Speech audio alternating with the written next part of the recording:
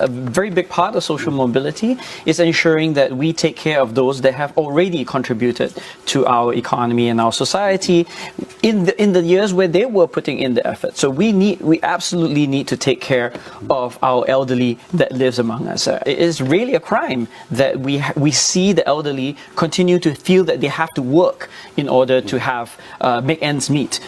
Dr. Chi mentioned as well about education, and as an educator myself, that warms the cockles of my heart.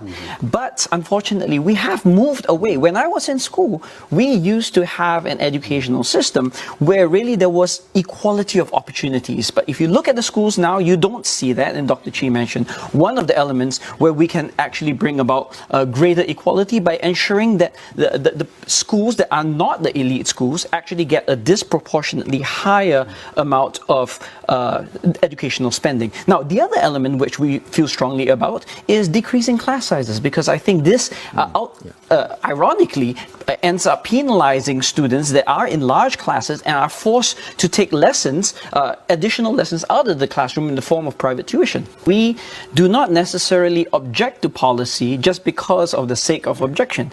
Ultimately, what we want is the right policy. I think the fact that we're having a debate and agitating toward an answer is a step positive in that direction. Within the manifesto, we have actually done the math behind it, and everything within our budget is budget neutral. Now, what is true though is that it does entail a set of trade-offs. Where we fundamentally differ is where we think those trade-offs actually should occur. Now, the PAP would tend to side on the side of capital. We think, in fact, that for every dollar of national income, Singaporean workers already receive an insufficient amount. 42 cents. Compare that to 55 cents in Japan, and much higher in other high-income countries. And we think that a rebalance of that kind of share of labor income is ultimately necessary. This is exactly why debates about ideas for how Singapore should progress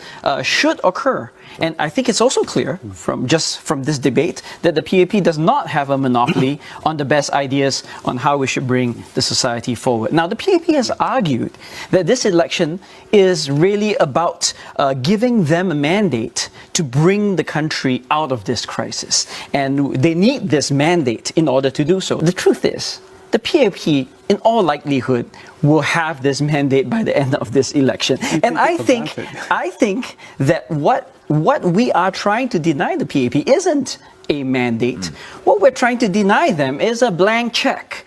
And that is what I think this election truly is about, so that we can actually have this kind of debates, not just in a constrained form over a table, but actually in the forum which was designed for this, which is Parliament. So if you believe, and I call on voters, if you believe in having all voices heard, if you believe that we succeed only when we have sound and rational debate about what matters, if you believe in the essence of a democratic modern society for the 21st century, then we ask that you make your vote count.